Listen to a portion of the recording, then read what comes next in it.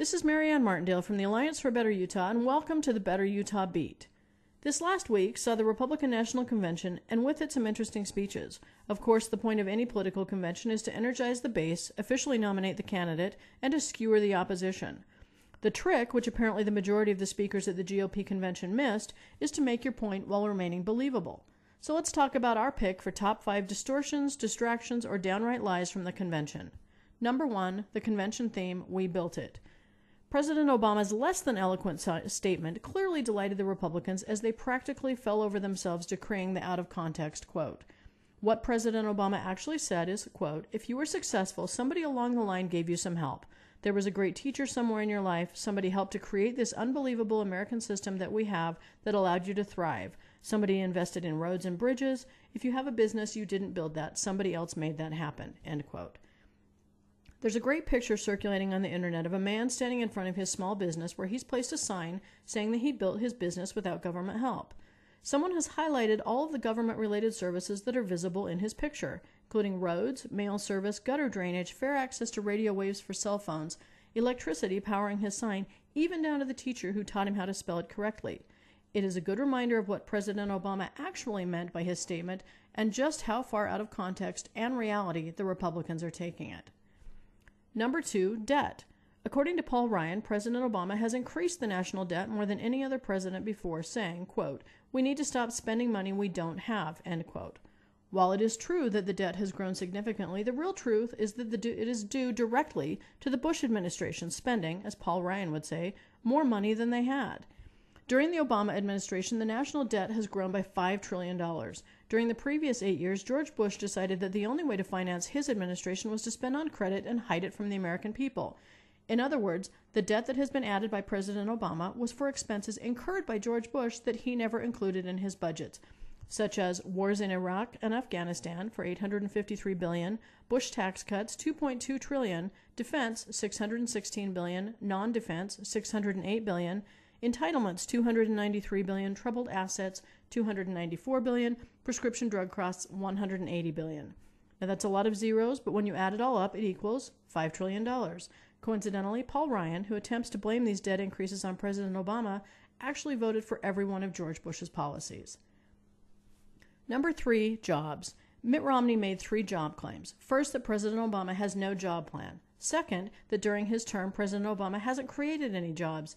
And third, that Romney himself has a plan to create 12 million new jobs. This one is a hat trick of lies. First, President Obama does indeed have a job plan. It's called the American Jobs Act, and the only reason it didn't pass and is not currently in effect is because the Republicans in the House and Senate killed it. Second, so far President Obama has created jobs, over 4.3 million private sector jobs to be specific. While it's easy to look at an unemployment percentage and make judgments, it is crucial to understand that Obama has also reduced public sector jobs by over 600,000. Were he to have increased those state and municipal jobs at the same rate as George Bush, the unemployment figure would be nearly a full percentage point lower. And the third part of the lie is a little bit sneakier. According to economic forecasts, if nothing new is done, in other words, if President Obama's current policies remain in place, the economy will create 11.8 million jobs on its own. So Mitt apparently has a plan to do nothing except take credit for President Obama's current job plan. Number 4, Medicare. We've discussed before the disastrous effect that both Paul Ryan and Mia Love's economic plans would have on Medicare. So for Paul Ryan and Mitt Romney to lie so feverishly about the reduction in Medicare spending is a real head-scratcher. The claim is that President Obama raided, Ryan's word, Medicare of $716 billion, but the lie is even more dangerous. The reduction in Medicare is a direct result of removing inefficiencies in the program and savings incurred thanks to the Affordable Care Act. Romney's claim that he will restore those funds would put Medicare on the road to insolvency, would return to higher payments to hospitals and insurers, and increase the premium costs for seniors. And finally, fifth, the impact of current or proposed plans on the middle and lower classes. First up is Paul Ryan, who claimed as he closed out his speech that, quote, "We have responsibilities one to another. We do not face the world alone, and the greatest of all responsibilities is that of the strong to protect the weak. The truest measure of any society is how it treats those who cannot defend or care for themselves," end quote. The disingenuousness of this is appalling. According to the Center for Budget and Priorities, 62% of Paul Ryan's budget cuts would come at the cost of programs for low-income Americans. And according to the Kaiser Family Foundation, if Paul Ryan's proposed cuts to Medicaid were to pass, between 14 and 27 million people would lose health insurance.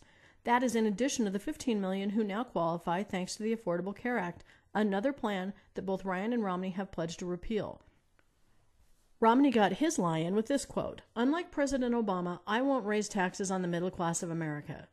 But the truth is that Romney's tax plan is to lower the taxes of the top 2% of earners and raise taxes on the rest. According to the Tax Policy Center, his plan would make the taxes of the average middle-class American increase by $2,000 each year. The Republican convention made for good and satisfying TV, particularly for the GOP base and the Tea Party leaders, who seem to have a stranglehold on the portion of the Republican Party that actually believes in common sense. It was distressing, however, to hear so many speeches use the word "we" to seemingly refer only to those in the Tampa Convention Hall or the listeners agreeing with the speakers. Although the Democrats in Charlotte will certainly take their own liberties, let's hope they remember that it is not the Republicans' America to take back, nor is it the Democrats' America to possess. It is our America, and it belongs to all 314 million of us. Until next week, this is Marianne Martindale with the Alliance for a Better Utah with this week's edition of the Better Utah Beat. Have a great week, and remember, together we can make a better Utah. For more information, visit betterutah.org.